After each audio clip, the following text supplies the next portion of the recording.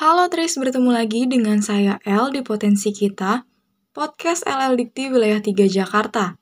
Gimana nih kabarnya? Semoga kalian baik-baik aja ya. Tris, di tahun 2024 nanti Indonesia akan masuk dalam era pesta demokrasi, yaitu tahun di mana akan diselenggarakannya pemilihan umum. Kalian udah tahu belum siapa saja yang akan dipilih dalam pemilihan umum di Indonesia dan juga bagaimana menjadi pemilih yang cerdas? Pada pemilu 2024 nanti akan terdiri dari pemilu legislatif untuk memilih anggota DPR, DPD, DPRD provinsi, dan DPRD kabupaten atau kota. Secara bersamaan dilaksanakan pula pemilu presiden dan wakil presiden Indonesia untuk periode tahun 2024 sampai tahun 2029. Pada episode kali ini bersama Profesor Dr. Tony Toharudin SSI MSc dan Bapak Ari Pambudi Eskom Mkom, kita akan membahas mengenai gerakan cerdas pemilih menuju pemilih cerdas di edisi Lintas Sore Jakarta. Selamat menyaksikan. Saudara pendengar, sesuai janji saya tadi bahwa sore hari ini kita akan berbincang terkait tema yang sangat menarik begitu ya. Gerakan cerdas pemilih menuju pemilih cerdas, satu suara untuk Indonesia. Saudara pendengar, data KPU RI 2023 menunjukkan jumlah pemilih muda pada pemilu 2024 ada sekitar 107 juta orang atau 55%. Sehingga pemilu 2024 akan didominasi pemilih muda berusia 17 hingga 40 tahun. Yakni mereka yang tergolong dalam generasi Z atau milenial juga begitu ya. Dan oleh karena itu pemilu 2024 sejatinya akan jadi momen krusial bagi kalangan muda untuk menentukan arah masa depan Indonesia. Sebab segala cetak biru dan keberlanjutan masa depan Indonesia akan sangat bergantung pada pemilih muda tersebut. Berdasarkan latar belakang itulah gerakan cerdas memilih satu suara untuk Indonesia diselenggarakan dalam upaya memberikan pemahaman kepada masyarakat termasuk pemilih muda agar dapat menggunakan hak pilihnya dengan benar. Baiklah saudara pendengar, senang sekali hari ini di studio sudah hadir tentunya yang kami hormati dan juga kami banggakan, kita bisa mendapatkan banyak pencerahan dan belajar dari beliau begitu ya, dari banyak sisi. Beliau adalah Profesor Dr. Tony Toharudin SSI MSc yang merupakan Kepala LL Dikti Wilayah 3 DKI Jakarta. Selamat sore Prof, apa kabar? Selamat sore, alhamdulillah baik. Iya, Prof boleh mic-nya lebih sedikit dekat?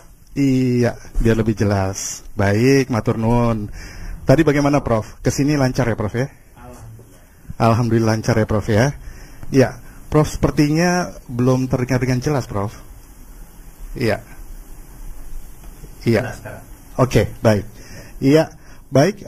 Kemudian juga di sini ada Bapak Ari Pambudi, Eskom Mkom yang merupakan Wakil Rektor Bidang Kemahasiswaan dan Alumni Universitas Esa Unggul. Selamat sore Pak Warek, apa kabar? Selamat sore. Iya, baik. selamat sore. Iya, tapi sepertinya masih kurang jelas ya, Prof Tony ya. Bagaimana?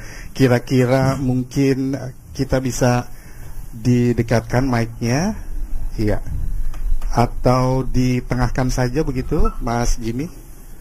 Mic-nya di tengah, ya. Bagaimana, Prof? Iya. Iya. Jelas sekarang suaranya? Sepertinya, coba Prof, bicara Prof. Jelas suaranya? Masih kecil sekali ya, Prof ya? Kecil. Iya, di indikatornya. Boleh, mungkin mic-nya berbagi ya di tengah begitu. Oh yang ini Nah, kuat ya? Oh, iya, baik. Iya, baik, Prof. Kita sekarang berbicara dulu mengenai LL Dikti Wilayah 3 begitu ya, Ya. yang menaungi Jakarta dan sekitarnya. Prof, ini sebenarnya LL Dikti Wilayah 3 ini tentunya LL Dikti ya, ini peran, fungsi dan tanggung jawabnya seperti apa nih Prof? Oke, kita punya regulasi Permendikbudristek nomor 35 tahun 2021 ya, terkait OTK LL Dikti. Iya. Jadi tugasnya itu melaksanakan peningkatan mutu Iya. penyelenggaraan pendidikan tinggi. Iya. Dan fungsinya banyak, diantaranya adalah melaksanakan pemetaan mutu Iya. perguruan tinggi, dan juga melaksanakan fasilitasi penyelenggaraan pendidikan tinggi, Iya. pengelolaan pendidikan tinggi, dan juga di situ ada melaksanakan evaluasi terhadap perguruan tinggi, dan juga di samping itu juga ada sistem informasi ya, data dan sistem informasi untuk perguruan tinggi dan melaksanakan kesiapan perguruan tinggi di dalam penjaminan mutu eksternal. Iya. Dan tentunya juga seringkali mendapati perguruan tinggi yang mungkin masih perlu pendampingan begitu ya. Nah, ini bagaimana sih mendampingi perguruan tinggi yang mungkin masih harus lebih diperhatikan begitu, Prof? Iya, dalam implementasinya memang kita harus mengkontrol atau mengawasi kualitas baik prodi maupun perguruan tinggi. Iya. Jadi ada indikator-indikator yang menunjukkan bagaimana perkembangan kualitas di perguruan tinggi itu sendiri. Sehingga kalau ada keluar rel yang sebenarnya kita segera luruskan supaya mereka tetap menjaga kualitas dan menjaga harapan dari para konsumen, dari para mahasiswa. Iya.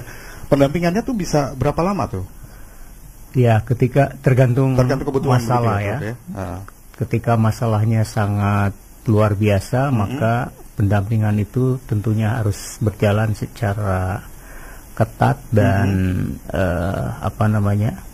terus dipantau oleh kita. Dan di Dikti juga sudah ada sebetulnya instrumen untuk evaluasi dari kinerja perguruan tinggi. Jadi kita sangat mudah sekali untuk memantau mereka berdasarkan indikator-indikator yang sudah ditetapkan oleh kementerian. Iya, karena masa depan bangsa juga tergantung dari bagaimana kualitas pendidikan kita begitu ya, Prof ya. Betul. Kalau misal pendidikan kita juga tidak baik, nanti bagaimana kita akan bersaing dengan negara-negara di seluruh dunia ya, Prof ya. Dan mungkin saya tambahkan bahwa Mas Menteri selalu membuat gebrakan yang sifatnya mengakselerasi kualitas. Terakhir misalkan episode 26 itu terkait dengan standar nasional pendidikan tinggi dan juga akreditasi. Dalam tataran nasional disajikan dalam bentuk framework, kemudian individual perguruan tinggi harus secara detail membuat desain atau strategi untuk percepatan peningkatan kualitas. Jadi sangat dimerdekakan untuk ke arah berinovasi, berkreasi untuk meningkatkan kualitas. Iya, baik. Nah, ini kita sudah mau menyinggung terkait gerakan cerdas memilih begitu. Tetapi kaitannya dengan LLDikti begitu ya, terkait pemetaan PT atau perguruan tinggi yang baik, ini kan salah satunya ya, Prof ya. Tadi yang juga Prof sudah sampaikan adalah perguruan tinggi yang mampu memberikan informasi dan pemahaman kepada para mahasiswanya begitu ya.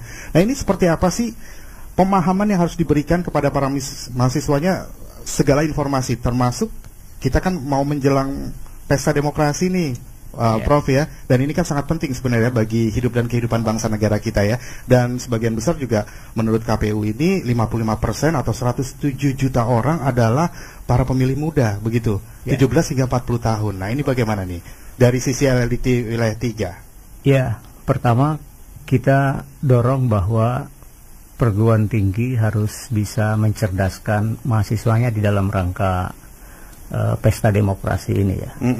Kita ketahui tadi disampaikan generasi Z combine dengan milenial itu persentasenya sangat luar biasa. Dan karakteristik dari mereka itu dekat dengan dunia maya. Jadi kalau melihat empirical data bahwa mereka itu 7 sampai 13 jam itu berhubungan dengan internet. Nah, sehingga kami mendorong perguruan tinggi berikan alternatif proses pembelajaran yang dekat dengan dunianya mereka, termasuk untuk sosialisasi pemilu yang akan dilaksanakan 2024, karena mereka persentasenya besar, sangat menentukan arah dari bangsa. Betul sekali. Pesta demokrasi berarti ini harus menyenangkan ya, Prof ya.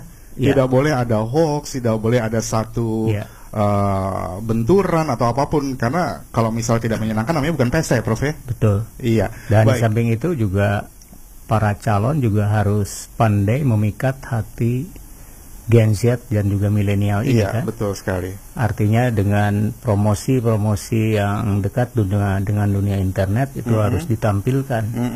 Dan isu-isu positif yang bisa mencerahkan mereka itu harus juga dimunculkan ya. Iya. Karena dunia saat ini itu dunianya mereka. Betul, betul sekali. Pak Warek, nah kita ingin ke Pak Warek nih. Bagaimana nih di Universitas Esa Unggul? Apakah memang selalu diadakan literasi bagi para mahasiswa untuk menjaga keadaan yang kondusif begitu ya? Terkait nanti pemilu ini kan sudah mulai nih isu-isunya. Wah, ini subgroup nih sudah mulai ada di mana-mana nih. Gimana nih Pak Warek nih? Terima kasih Mas Bugi. Tentunya dengan adanya kita di universitas menyambut pemilu ini sangat kita antisipasi dengan cara kita memberikan literasi kepada para mahasiswa dalam bentuk seminar ataupun dalam bentuk dialog beberapa dialog dan seminar dilakukan untuk memberikan penjelasan kepada para mahasiswa yang saat ini kita sebut sebagai generasi milenial ataupun generasi Gen Z lah yang sekarang memberikan bahwa pemilu yang saat ini adalah momen yang tepat bagi para pemilih pertama. Betul. Karena mereka menjadi pengalaman pertama untuk menjadi seorang pemilih. Nah, bagaimana seorang pemilih itu bisa memilih dari kata hatinya. Betul. Jadi tidak ikut-ikutan, tidak tidak hasut menghasut, tetapi menjadi diri sendiri dan bisa mengikuti kata hati mana yang mereka akan pilih. Nah, itulah yang tadi dikatakan oleh Bapak Kepala Lembaga bahwa itu peran dari para calon-calon yang bisa terjun ke para generasi Gen Z tadi, Mas Bugi. Iya, tapi ada wacana juga nih para calon itu boleh masuk ke kampus. Karena kalau dulu kan benar-benar ketat ya, tidak boleh ada di kampus begitu ya. Nah, ini bagaimana kalau menurut Pak Warek nih? Tentunya masuk ke kampus atau tidak masuk ke kampus, kita pernah melihat banyaknya media massa yang sudah memberikan literasi kepada para generasi muda ya, Mas Bugi. Jadi mulai dari radio, televisi, media massa ataupun dari berita-berita di internet bahwa para calon sudah memberikan memberikan program-program yang disosialisasikan ke semua media massa, sehingga itu menjadi satu pembelajaran para generasi muda. Nah, apalagi kalau masuk nanti ke kampus, pada saat masuk ke kampus tentunya akan lebih dekat lagi. Para generasi muda akan menjadi lebih dekat kepada para calon-calon tadi, sehingga mungkin bisa terjadi dialog yang masih bersifat membangun.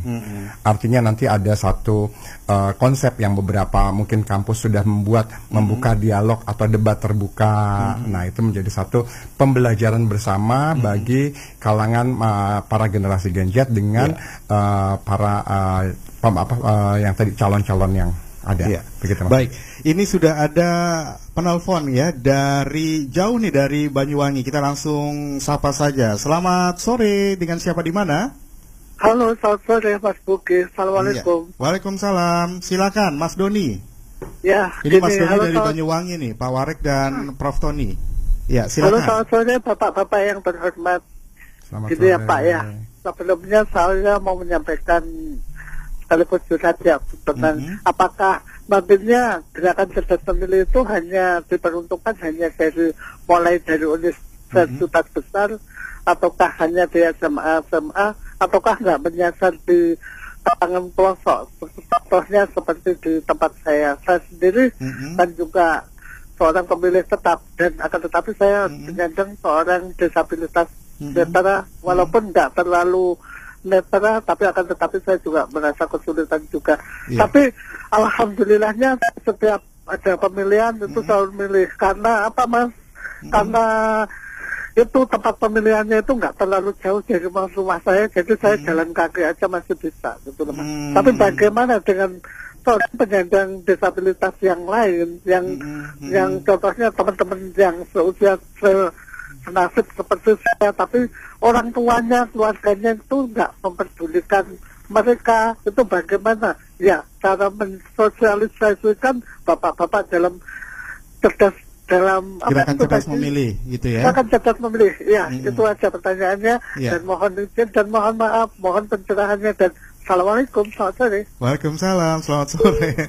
Panjang ya pertanyaannya. Prof Tony dulu mungkin ya, kalau dari sisi lembaga pendidikan begitu ya, dari sisi LLDikti wilayah 3 ini kan katanya mungkin di kota-kota besar aja nih gerakan cerdas memilih, nggak sampai pelosok-pelosok, karena beliau ada di Banyuwangi, beliau juga disabilitas netral low vision ya, tapi nggak total begitu. Ini pendengar setianya RRI Pro 1, ini bagaimana nih ketika memang gerakan cerdas memilih itu tidak sampai ke pelosok-pelosok, apa yang harus dilakukan untuk mensosialisasikan dan memberikan informasi yang lebih masif? Ya, pertama gerakan cerdas memilih ini sangat luar biasa ya, programnya. Tetapi mungkin juga harus ada kolaborasi di antara institusi yang ada di negeri ini. Ketika menjangkau daerah-daerah tertinggal ataupun di luar jangkauan, itu paling tidak harus bisa bekerja sama dengan pemerintah daerah, baik di kabupaten maupun sampai kecamatan ataupun desa ya. Kemudian terkait dengan kaum disabilitas yang tadi disampaikan, KPU juga mungkin sudah punya cara untuk mensosialisasikan hal tersebut.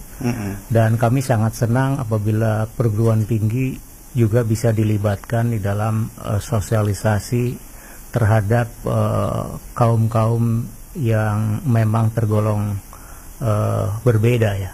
Artinya disabilitas tadi.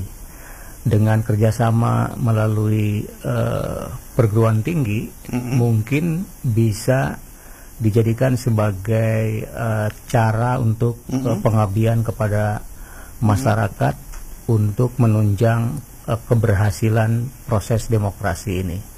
Dan para rektor saya yakin sangat welcome apabila ada kerjasama gerakan cerdas memilih ini untuk bersinergi dengan pengabdian kepada masyarakat. Luar biasa nih, memang beda ya kalau kita interview profesor. Pak Warek, nah ini wakil dari rektor Universitas Unggul yang sedang batuk ya, jadi tidak bisa hadir ke studio. Pak Warek bagaimana nih Pak Warek? Terima kasih Mas Bugi. Tadi benar dikatakan oleh Pak Kepala Lembaga bahwa perlu dengan adanya gerakan cerdas memilih ini perlu adanya kolaborasi untuk semua pihak, dan ini salah satunya adalah kolaborasi dengan perguruan tinggi ya Mas Bugi ya. Nanti mungkin ada kolaborasi dengan sekolah menengah atas sehingga bisa merangkul semua para calon pemilih. Nah sehingga bukan hanya untuk mahasiswa saja, mungkin kalangan sekolah tinggi, sekolah menengah yang saat ini memang usianya sudah usia pemilih, itu bisa kita jangkau bersama. Jadi artinya kolaborasi ini bukan saja untuk satu pihak tertentu, tapi ya banyak pihak yang perlu kita jalin bersama sehingga akan menjadi lebih masif gerakan ini menjadi lebih berkembang dan lebih sangat bagus ke depannya. Kemudian mengenai untuk kalangan disabilitas tadi, seperti tadi bahwa kita memang dari perguruan tinggi, benar kata Pak Kepala Lembaga bahwa sangat istilahnya sangat terbuka, dan apalagi ini menjadi ladang pengabdian ya Prof ya. Jadi kami punya program yang namanya Tridharma Perguruan Tinggi, salah satunya adalah pengabdian masyarakat. Nah dosen-dosen dan juga pihak mahasiswa, apalagi dengan adanya program Merdeka Belajar dari mahasiswa, bisa kita ajak untuk mengikuti program pengabdian masyarakat ataupun proyek di desa ataupun KKN ataupun ini menjadi satu program kolaborasi yang kita bisa sisipkan program gerakan cerdas memilih, sehingga program pengabdian masyarakat ini bukan hanya untuk kalangan tertentu, tapi semua juga bisa kita jangkau, sehingga kita bisa membangun berbagai macam program, mulai dari mungkin dari orang tua atau ibu-ibu yang mungkin kurang juga perlu kita kita berikan edukasinya, kemudian juga mahasiswa, anak-anak muda yang di desa-desa, dan juga para kaum disabilitas. Begitu, Mas Budi. Berarti kita bisa juga membuka sebuah wacana adanya pentahelix begitu ya, kerjasama antara institusi pendidikan, kemudian komunitas, karena banyak sekali juga komunitas disabilitas, kemudian government begitu ya, dan banyak hal juga bisa tergabung dalam hal itu. Untuk yang paling dekat ini 2024 begitu, bagaimana kira-kira gambaran kesiapan masyarakat kita untuk lebih baik lagi dari tahun sebelumnya, 5 tahun yang lalu begitu, karena kita kan juga bisa melihat kemarin sempat ini ya, suami istri aja Prof kadang-kadang berantem, terus udah gitu saking berantemnya sama istri ini udah saya nggak mau tidur lagi sama mama gitu ya. Ini ada loh, bener loh Prof, ini ada, karena saya lihat sendiri begitu ya, saudara berantem, anak-anaknya maksudnya yang memang maturity-nya mungkin harus selalu ditanamkan begitu ya dari sekarang. Ini bagaimana kalau menurut gambaran Prof Tony ini untuk kita apakah bisa lebih baik lagi dari pemilu sebelumnya? Ya, kalau kita lihat kajian empirik tentang pelaksanaan pemilu, sebetulnya ada peningkatan proses pendidikan politik ya. Iya. Bahwa pemilu 5 tahun sebelumnya dan 10 tahun sebelumnya itu ada proses masyarakat lebih cerdas di dalam menentukan pilihan. Artinya bahwa mereka sudah dalam sisi pendidikan politiknya sudah semakin baik. Dan mereka tentunya belajar juga dari pengalaman-pengalaman ketika mereka sebagai objek kebijakan daripada pemerintah ya. Iya. Sehingga pada saat hal tersebut mereka berpikir kita harus menentukan pilihan yang bisa memajukan bangsa dan negara. Jadi artinya baik dari sisi segmen Gen Z, milenial maupun yang lainnya, itu secara in general dia semakin baik daya kritis terhadap kondisi politik Indonesia. Iya. Tapi kan seperti tadi juga Prof menyampaikan gitu bahwa salah satu pemetaan dari perguruan tinggi yang baik adalah perguruan tinggi yang mampu memberikan informasi dan pemahaman yang baik bagi para mahasiswanya begitu ya. Jadi kalau misalnya ternyata masih ada sesuatu, apalagi misalnya katakanlah education backgroundnya sudah S2, master dan doktor, tapi masih menyebarkan hoax. Ini kalau dari sisi Prof Tony itu melihatnya seperti apa? Apakah ini menyedihkan fenomena seperti ini? Kalau menurut saya dari sisi fakta bahwa hal tersebut biasa-biasa saja ya. Artinya ada proses pendidikan, tadi disampaikan literasi data dan literasi digital. Itu merupakan satu sisi pembelajaran buat kita semua. Jadi artinya dalam negara demokrasi silahkan saja melakukan hal yang yang terkontrol. Nanti secara automatically dia bisa memfilter berita-berita atau informasi-informasi yang tergolong hoax atau tidak. Jadi artinya supaya proses pendidikan politik kita semakin baik, jadi hal-hal yang seperti itu biasa-biasa saja. Dan pada akhirnya nanti masyarakat juga akan memberikan penilaian sendiri. Baik.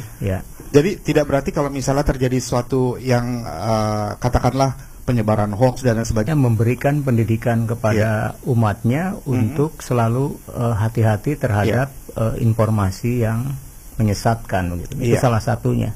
Dan saya yakin di yang lainnya juga melakukan hal yang sama. Baik, Pak Warek, ini sudah ada telepon ya, tapi kita tunda dulu sebentar teleponnya karena ada pertanyaan juga nih dari WhatsApp begitu ya. Ini dari Libet begitu. Dia bertanya mengenai debat kandidat di universitas. Bagaimana kalau menurut Pak Warek, apa yang harus dilakukan? What kind of debate gitu yang harus dilakukan di kampus untuk supaya tetap mungkin kondusif. Oke, terima kasih. Tentunya semua itu juga ada aturannya ya. Jadi dalam melakukan sebuah kegiatan atau membuat sebuah kegiatan misalnya kayak debat capres lah.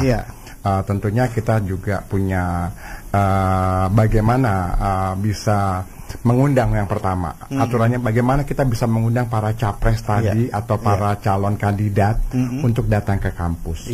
Karena tidak semua mungkin bisa datang hadir karena berdasarkan pengalaman, mungkin kesibukan, waktu dan sebagainya tidak bisa ketemu bersama. Nah, itu yang menjadi satu kesulitan mungkin para panitia dalam melakukan satu konsep debat yang tadi debat kandidat.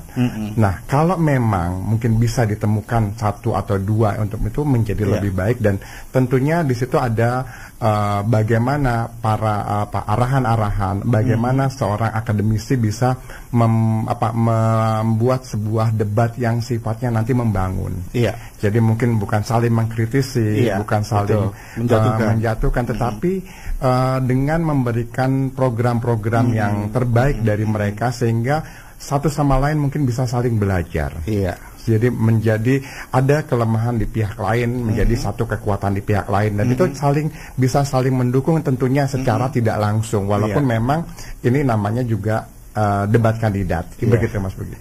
Tapi kalau realitinya kan kalau politik ya bagaimana ya. You know that lah ya, politik. Baik, kita angkat saja nih Eza kayaknya sudah menunggu lama begitu ya. Selamat sore. Halo. Selamat sore. Iya, Eza silakan. Eza di mana nih Eza? Baik, lagi di Jakarta nih Pak. Di Jakarta. Mau menunggu malam minggu. Mendengarkan RRI Pro 1. Mau pergi kemana nih malam minggu nih? Biasa waktu incar ya Pak ya, malam minggu anak muda sambil mendengarkan tentang politik. Sepertinya sangat tertarik sekali saya untuk bertanya Pak. Baik, silakan. Baik, tadi sudah dijelaskan mengenai salah satu pemetaan perguruan tinggi yang baik adalah perguruan tinggi yang mampu memberikan informasi atau pemahaman kepada mahasiswanya. Nah, untuk salah satu salah satunya perguruan tinggi ini memiliki tanggung jawabkah untuk menyampaikan informasi terkait pemilu 2024 ini yang akan datang? Bagaimana? Ya. Punya tanggung jawab atau mungkin ya udahlah go with the flow aja gitu ya Za ya? Iya betul. Baik, terima kasih Za. Selamat sore. Selamat sore. Gimana nih Pak Warek nih? Benar-benar punya responsibility ya untuk memasifkan informasi tersebut, atau mungkin ya go with the flow aja lah, nanti juga anak-anak bakalan ngalir ke situ sendiri gitu. Ya, terima kasih Mas Bugi. Tentunya pertama kita tahu ya pada saat ini juga mungkin lagi sedikit hangat-hangatnya bahwa nanti artinya para kandidat atau politik bisa ke kampus, ya kan. Tetapi memang kita lagi dalam proses melihat wacana-wacana yang akan diresmikan, jadi akan menjadi formal. Nah, kalau dalam hal tersebut kita saat ini masih memberikan secara gambaran secara umum, artinya seperti dialog, seperti seminar atau webinar-webinar yang kita adakan dalam bentuk pembelajaran atau literasi kepada para mahasiswa atau generasi Gen tadi, sehingga yang kita berikan bukan nanti mungkin ya ada beberapa kampus yang sudah mencoba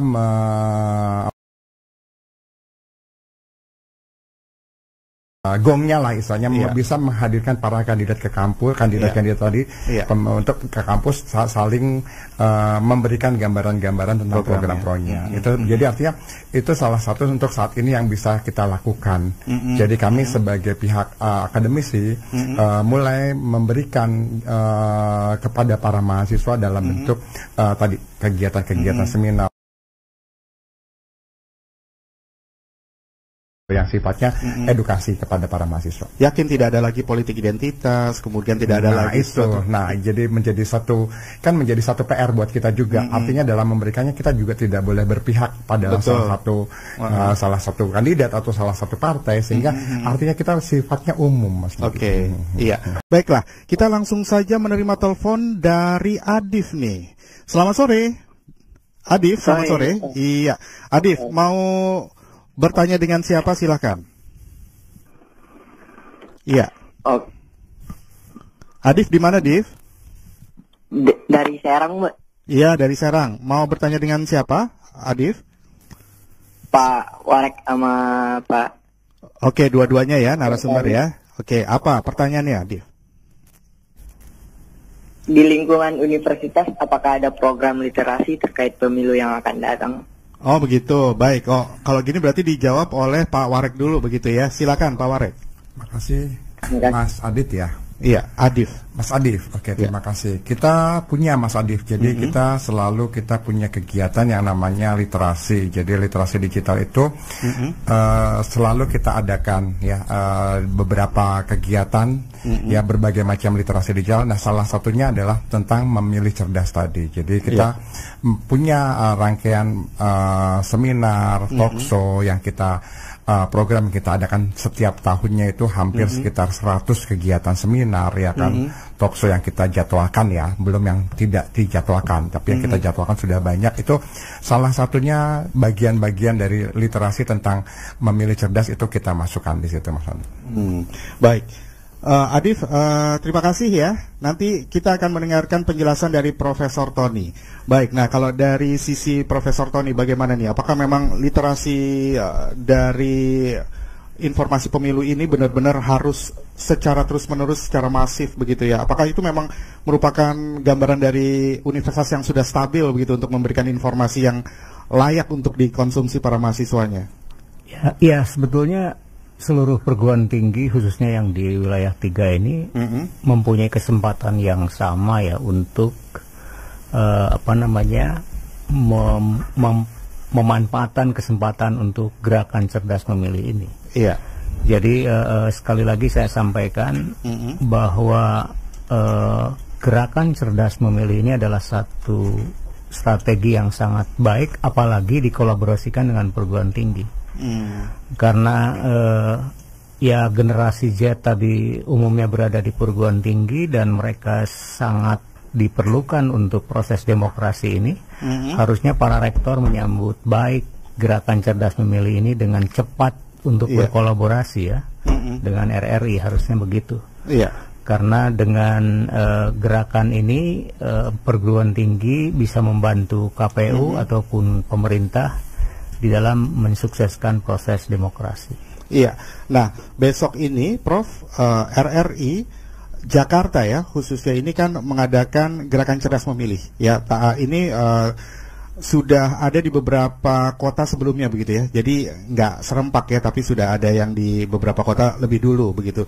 Kemudian ada juga aksi sosial seperti pelayanan kesehatan. Kemudian juga ada panggung hiburan juga yang diberikan kepada masyarakat saat Car Free Day. Nah, ini kalau Prof. Tony melihatnya apakah ini efektif atau tidak sih untuk mensosialisasikan gerakan cerdas memilih untuk konsep seperti itu?